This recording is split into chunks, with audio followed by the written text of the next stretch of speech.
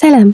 في الحلقة اللي فاتت خليناها فاش كان البوليسي باغي يفتش الطوموبيل ديال هويسو ويونسو، هما بطبيعة الحال ماتوا بالخلعة وكتسحب ليهم هذه الاخرى ليهم وكلشي غيتفضح، ولكن مع قررات انها تفتح ليه الكفر وتسلم امرها الله، غادي يعيط ليه الضابط باش يجي عنده حيت باغي في شي حاجة مهمة، وهكا غادي يسلكوا وما غيحصلوش بطبيعة الحال. هنا هما طبعا حسوا ان ربي عطاهم فرصة اخرى باش يكملوا هذا الشيء اللي بداو. موراها هويسو عيطات على اخت المرحوم وقالت لها باللي خوها ما كاينش في الدار وكتعيط ليه ما كيجاوبش. وهويسو طبعا ماشي مكلخه، هي دارت هاد الطريقه هذه عن قصد باش تبعد الشبهات عليها وتبان بلي راها خايفه على راجلها، وبصراحه كانت هذه حركه ذكيه منها باش ما يشكوش فيها. المهم قالت لها خوك راه غابر وما كيجاوبش وحتى الباسبور ديالو وحوايجو ما كاينينش. قالت لها اختو واش شاكه فيه باللي سافر لشي بلاصه؟ جاوبتها هويسو قالت لها الصراحه ما عرفتش، انا غير بغيت نعلمك وصافي. حيت الا قالت لها سافر غتبان باللي عارفه من الاول، ولكن اختو ما شكاتش فيها كاع منين جاوبتها بديك الطريقه. في نفس الوقت غنشوفوا صحابو في الشركه كيقولوا باللي خونا حط في حسابه 5 مليون ون كوري وهرب للصين. موراها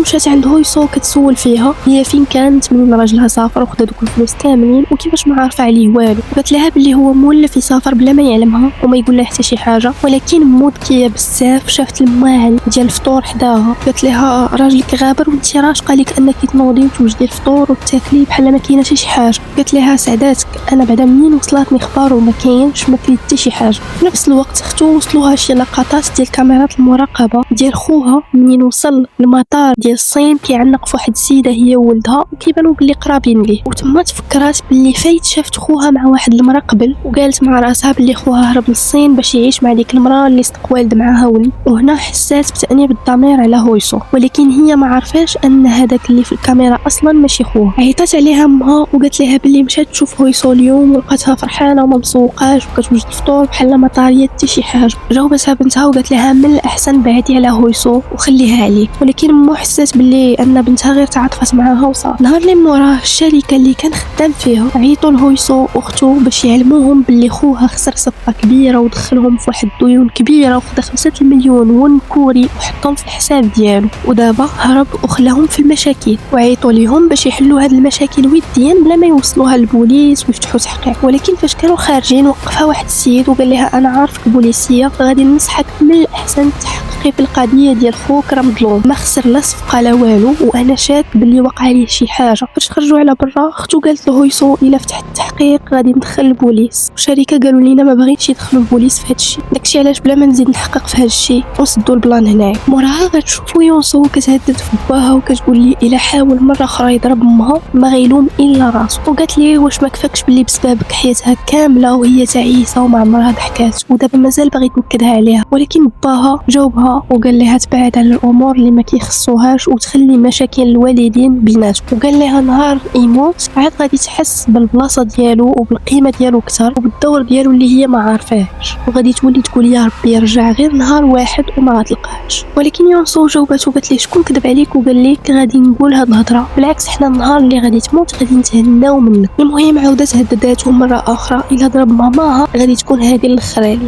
وهنا غادي يسالي ملخص الحلقه الرابعه. ناوني الحلقه الخامسه اللي غيبانوا فيها بزاف ديال الاحداث جداد اللي غيعجبوكم. ما تنساوش لايك وسبسكرايب باش توصلكم اي حلقه اول ما نحطها. بسلام عليكم.